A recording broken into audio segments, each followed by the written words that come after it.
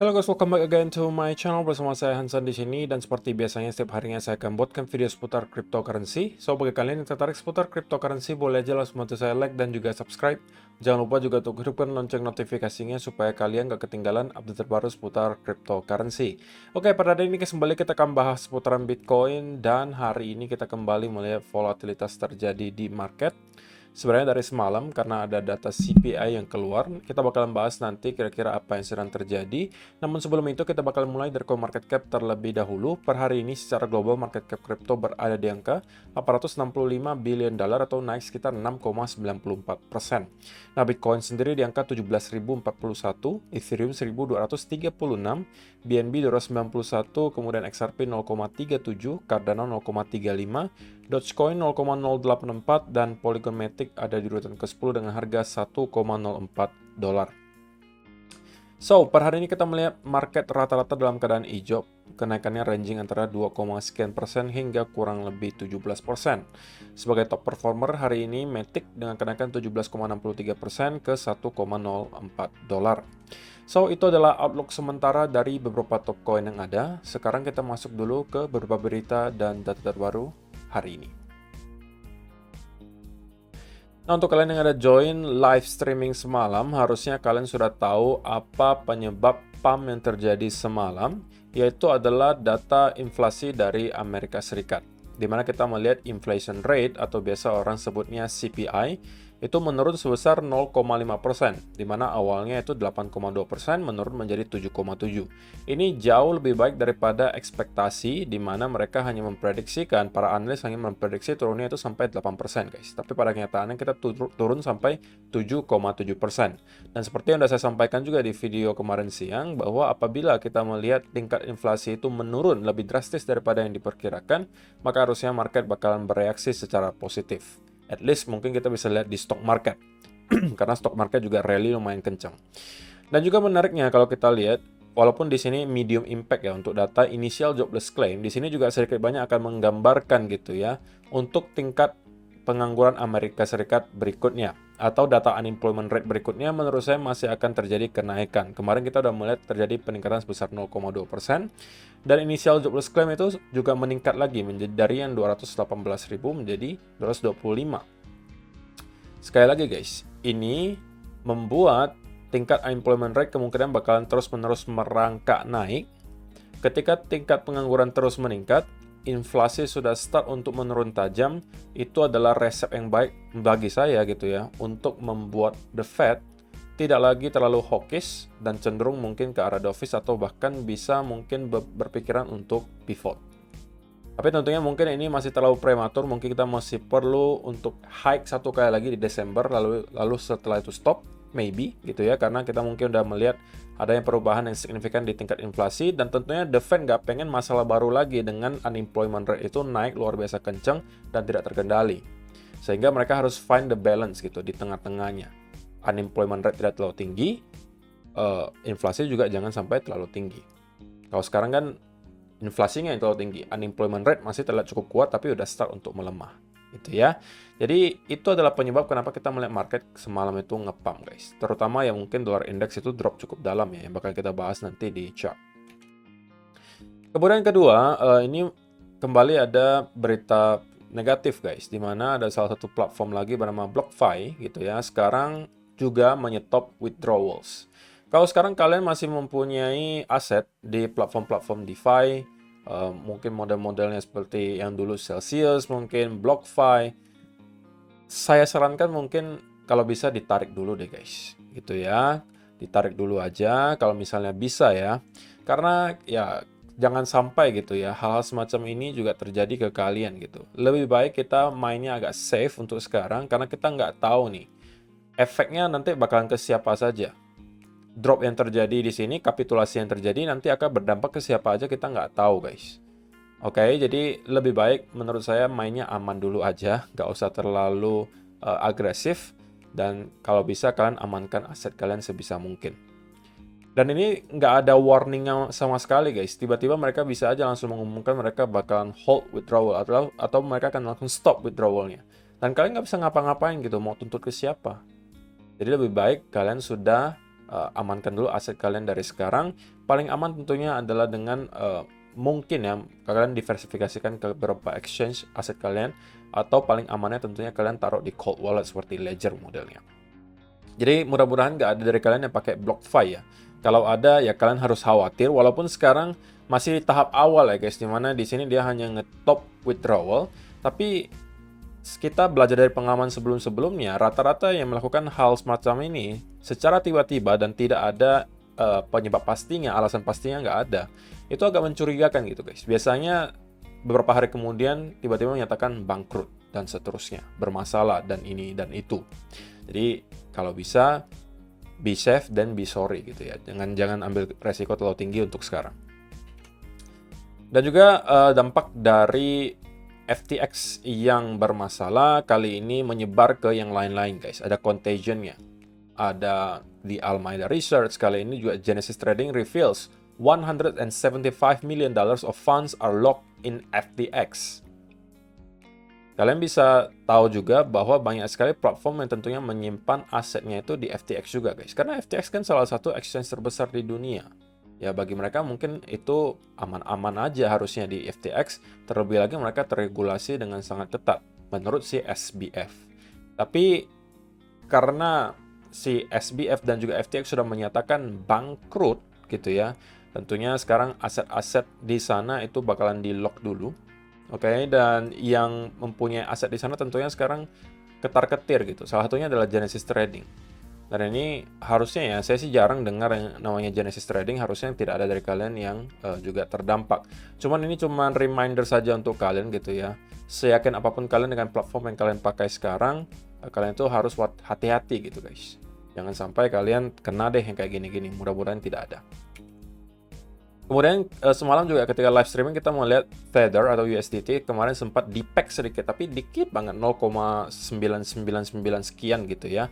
Dan kemudian muncul statement langsung dari petinggi di USDT mengatakan 82% dari reserve-nya Tether itu dalam keadaan yang sangat liquid gitu ya. Di sini dia mengatakan coba kita cek di sebelah sini. Oke. Stablecoin issuer Tether Holdings Limited published its latest quarterly attestation on November 10, highlighting the extremely liquid nature of its asset at the time when crypto markets were reeling from news of FTX apparent insolvency. 82% of Tether's reserve were held in cash equivalents, and other short-term deposits as of September 30, 2022, the company disclosed. Jadi ini mereka langsung keluarkan statement 82% gitu ya dari total aset mereka itu di hold dalam bentuk cash gitu ya, atau setara cash atau short term deposit.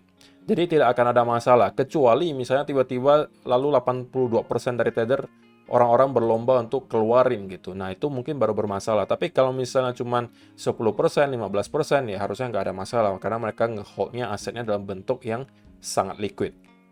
Jadi sepertinya untuk FTX itu nggak ada masalah gitu ya. Statementnya juga di sini jelas, no issue, we keep going. Jadi ini juga sebenarnya pernah beberapa kali terjadi ya guys. Selama beberapa tahun terakhir kita melihat sesekali USDT itu di-peg, tapi di-pegnya biasanya nggak jauh gitu ya. Dan itu kemudian tiba-tiba bisa recover lagi sesegera mungkin dan berjalan seperti biasa lagi. Jadi kalau misalnya semalam ada yang mengatakan kok gimana kok, apakah saya perlu convert ke stablecoin lain? Ya, saya sih sarankannya boleh-boleh aja gitu ya. Karena sekali lagi, biasanya yang sedang bermasalah itu ngomongnya yang nggak bermasalah. Mereka bilang aman kok, aman. Seperti yang terjadi di FTX kemarin, bilangnya aman. Tapi keesokan harinya tiba-tiba menyatakan bangkrut. Itu yang kita nggak mau gitu kan.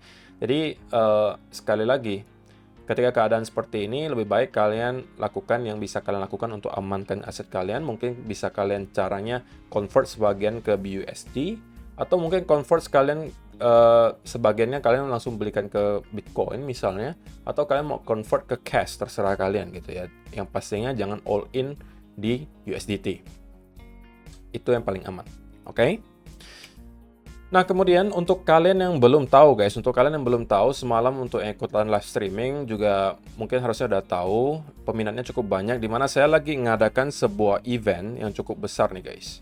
Di mana saya adakan kompetisi trading, di mana saya bekerjasama dengan Mitred untuk mengadakan kompetisi trading ini.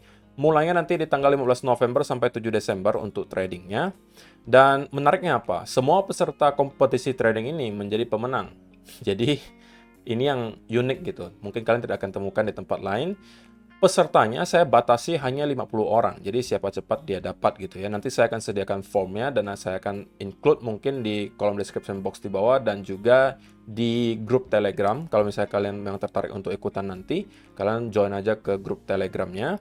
Dan nanti malam, jangan sampai lupa, saya juga akan buatkan video khusus untuk menjelaskan event ini supaya kalian lebih ngerti syarat dan ketentuannya. Tapi sebelum itu mungkin kalian bisa masuk dulu ke grup Telegram gitu ya. Nah, saya jelaskan secara sekilas dulu. Juara pertamanya nanti akan dapat Apple iPad 9. Kemudian juara 2 Xiaomi TV 4A, juara 3 Ledger Nano S, juara 4 sampai 10 Rp200.000. Juara 11 sampai 50 itu Rp100.000. Ini cash ya guys, bukan dalam bentuk trading bonus. Saya kirimkan ke rekening kalian. Dan semua pesertanya di sini juga mendapatkan hadiah 15 ebook senilai jutaan rupiah juga. Yang berisi seputar trading, seputar investasi, seputar cara mengelola uang, dan seterusnya. Jadi semua pesertanya adalah pemenangnya. Dan kalian jangan berkecil hati kalau kalian nggak punya modal yang besar. Karena di sini cara perhitungan pemenangnya itu bukan dari nominal profitnya, tapi dari persentase profitnya. Jadi kalau misalnya kalian memang depositnya minimal $50 ya guys. Tapi kalau kalian memang nggak mau terlalu gede, $50 ya cuma sekitar 750.000 kok gitu ya. Jadi kalau misalnya kalian mau ikutan, nggak usah berkecil hati kalau nggak punya modal besar, karena di sini perhitungan pemenangnya itu dari persentase profitnya. Oke, paling tinggi persentase profitnya itu yang menjadi pemenang. Dan sekali lagi, semuanya menjadi pemenang kok. Kalian nggak jadi juara 1, juara 2, juara 3 juga dapat hadiahnya 200.000 dan 100.000 gitu. Jadi apa yang kalian bisa rugikan gitu kan, nggak ada ruginya untuk ikutan event ini. Tapi saya batasi 50 orang. Kalau misalnya ternyata memang nanti tidak sampai 30 orang yang mendaftar, maka mungkin saya tidak akan adakan. Tapi kalau minimal ada 30 orang yang mendaftar, nanti saya akan adakan eventnya. Jadi ditunggu aja, nanti malam videonya akan khusus saya sediakan untuk event ini. Oke, itu adalah beberapa data dan berita hari ini yang pengen saya sampaikan untuk kalian. Sekarang kita masuk ke chartnya Bitcoin. Dan saya pengen mulai dari daily chart terlebih dahulu. Atau mungkin kita mulai dari dollar index ya guys. Karena dollar index lagi mengalami fase yang lumayan menarik. Dimana pada akhirnya kita mampu melihat dollar index itu breakdown. Oke, breakdown dari ascending broadening wedge di sini. Oke. Dan sekarang kita berada di area yang sangat krusial. Kemarin saya juga pernah sampaikan, ini adalah area yang juga wajib untuk kita tembus di sekitaran area 107 karena ini adalah area major supportnya. Kalau kita melihat closing daily candle di bawah area ini, oke, katakanlah kita drop sekali lagi di sini dan kemudian kita terkonsolidasi, maka ini adalah pertanda yang baik dan kemungkinan besar kita akan bisa melihat dollar index untuk terkoreksi cukup dalam, oke. Targetnya sampai kemana masih belum berubah dari penjelasan kita berminggu-minggu yang lalu, minimal ke 0,382 yang kalau sekarang itu berada di sekitaran 105. Oke, dan kalau sampai ini terjadi, tentunya ini akan bisa berdampak ke harga Bitcoin dan juga stock market. Stock market saja dengan drop yang terjadi semalam itu di US Dollar Index, kita melihat udah rally lumayan kenceng guys. Oke, dari yang hari kemarin itu kita drop,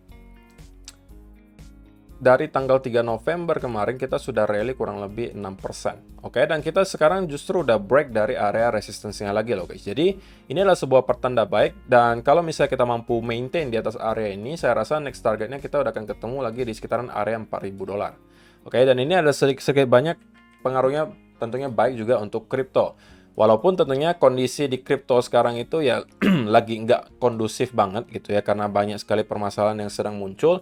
Kita belum tahu platform-platform mana aja yang sedang bermasalah sekarang, yang diakibatkan mungkin oleh FTX, Alameda Research, kemudian juga diakibatkan oleh dropnya harga Bitcoin yang cukup signifikan, dan seterusnya gitu ya. Kita belum tahu itu. Semuanya masih abu-abu gitu ya. Seperti BlockFi itu nggak ada angin, nggak ada hujan, tiba-tiba mengumumkan untuk stop withdrawal. Kita nggak tahu gitu kan apa masalahnya. Dan untuk kalian yang ada join live streaming semalam, harusnya kalian tahu gitu ya. Saya udah pesan ke kalian, kalau misalnya kita melihat Bitcoin rally, sebelum kita mampu reclaim area 18.500 di sini, kalian jangan euforia dulu. Karena bisa jadi yang terjadi di sini itu hanya sekedar retest. Oke, dari area major support yang sudah kita tembus, Nah, sekarang kita flip menjadi area resistance dan kita persis mendapatkan rejection dari sana, guys. Justru di video live streaming semalam saya jelaskan bahwa ketika kita menyentuh ke area di sini, ini adalah chance untuk mencari setup untuk short gitu ya. Jadi kalau misalnya kalian sempat masuk dan mungkin mendapatkan setup, ya selamat. Harusnya sekarang kalian sudah dalam keadaan cuan. Dan sebisa mungkin dan secepat mungkin kalian harus menggeser stop loss-nya ke area entry, guys. Jangan sampai kalian terlalu greedy dalam keadaan market seperti ini. Nah, untuk sementara tentunya yang bisa kita lihat sekarang kita berada di sebuah trend line di sini yang lagi coba dipertahankan oleh Bitcoin. Kalau ini jebol, oke, saya rasa minimal kita akan kembali untuk nge-retest ya area sekitaran 15.500-an di sini. Yang kalau tidak mampu di-maintain tentunya ya kita bakalan jebol dan next targetnya mungkin bisa ke sekitaran area 14 ribuan di sini. Dan saya sih sebenarnya expect ya, karena kita melihat US dollar index itu sedang breakdown dari major trend lainnya. Kedua, stock market juga rally-nya lumayan kenceng. Kalaupun kita melihat 1-2 hari ini, karena kita mungkin udah menjelang weekend juga. Kalau nanti Sabtu Minggu kita melihat Bitcoin itu mampu jebol ke lower low baru, harusnya menurut saya pribadi, ini bisa jadi semacam local bottom gitu. Dan dari sini kita bisa jadi akan start untuk merangkak naik dan mendapatkan semacam relief rally. Untuk mungkin kemungkinan ya, at least akan nyentuh lagi ke sekitaran area 18.000. Itu yang bisa saya lihat untuk sekarang gitu guys. Terlebih lagi kalau kita misalnya lihat di weekly chart, itu kita juga udah start untuk building semacam bullish divergence nih guys. Kita membuat ada lower low di sini. Oke, ini adalah lower low-nya. Tapi di indikatornya kita belum sempat membuat lower low, tapi kita justru membuat higher low. Jadi di weekly kita melihat RSI berpotensi membentuk bullish divergence, itu adalah pertanda baik tentunya. Tapi tentunya sebelum kita mendapatkan ada konfirmasi gitu ya bahwa bulls yang sekarang sedang memegang kendali, ya kalian jangan terlalu euforia dulu. Jadi outlook sementara untuk midterm bagi saya adalah kita kemungkinan akan kembali membuat satu lower low terakhir gitu ya, untuk mungkin menjemput stop loss untuk orang-orang yang sudah terlanjur long di sekitaran sini. Baru dari sini kita kemungkinan akan start untuk kembali merangkak naik ke atas minimal ke sekitaran area 18.000. Itu yang bisa saya lihat untuk sekarang guys. Jadi untuk teman-teman yang udah sempat short tadi ya selamat gitu ya. Tapi tetap harus hati-hati. Kita bisa terinvalidasi kalau ternyata Bitcoin kembali break di atas area di sini dan kemudian closing di atas 18.500. Ini justru adalah pertanda bahwa yang terjadi beberapa hari belakangan ini hanya sebuah fake out dan kita kembali closing di atas area ini. Bagi saya ini adalah pertanda baik, saya sudah jelaskan juga di live streaming semalam. Dan kalau ini yang terjadi senarionya di mana kita closing lagi di atas area ini, menurut saya chance-nya cukup besar bahwa kita kemungkinan akan mendapatkan rally yang lumayan, minimal mungkin menuju ke sekitaran area 25.000. Oke, jadi itu adalah kedua outlook yang bisa saya lihat untuk sekarang terjadi dalam beberapa minggu ke depan. Mudah-mudahan bisa membantu kalian semua. Untuk short term-nya, sekali lagi, ketika kita breakdown dari trendan ini, saya rasa kita akan bisa untuk melanjutkan penurunannya. Oke, minimal nge-retest lagi ke area lower low, atau kita justru bisa ke sekitaran area 14.000. Sebelum dari sana kita harus lihat lagi apakah sudah terjadi pelemahan momentum bearish-nya. Kalau memang ada dan kita mungkin dikasih semacam bullish reversal pattern, justru dari sana mungkin saya akan mencari setup untuk long. Seperti itu. Oke guys, terima kasih yang sudah menonton sampai selesai. Jangan sampai lupa nonton video nanti malam kalau misalnya kalian yang pengen ikutan event MiTrade-nya. Kalau misalnya kalian pengen coba-coba dulu untuk trading di MiTrade, tidak ada salahnya. Kalian bisa langsung aja daftar dulu dengan link yang ada di kolom description box di bawah. Dan kemudian deposit minimal $50. Di MiTrade itu kalian bisa trading di semua aset kelas. Kalian mau trading crypto, forex, komoditas, indeks, saham, itu semuanya bisa. Jadi kalian tidak akan ketinggalan kesempatan di aset kelas manapun. So, itu aja sih guys untuk hari ini. See you in the next video. Bye-bye.